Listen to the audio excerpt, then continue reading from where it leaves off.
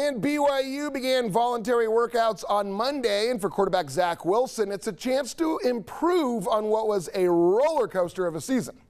Yeah, I started working out on Monday. It's just a good start to get back into football. After missing 6 games last year, Wilson's hit the weight room hard, already putting on about 11 pounds of muscle.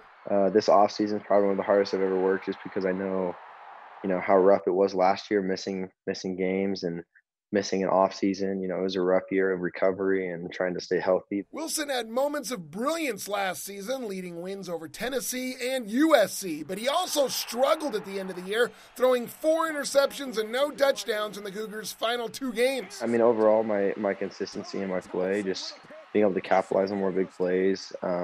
We were a lot better than what we showed last year as a 7-6 team. I would say, we got to beat the teams that we're supposed to beat. We won a couple big ones, but we got to win the games that we're supposed to win. Wilson won't just be handed the starting job. He'll have to beat out Jaren Hall and Baylor Romney, who both led the Cougars to victories last season while Wilson was hurt. Yeah, it's really just pushing each other in practice.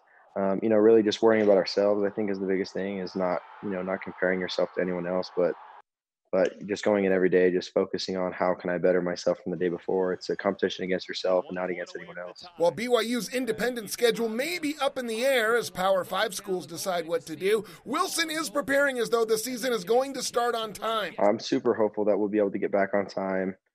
We play a really good schedule this year, and so we're just preparing for that and hoping for the best. And hopefully this is going to be a really good season for us. I know we're gonna come out firing, and it's going to be third year in the offense. Is going to be a special year for us.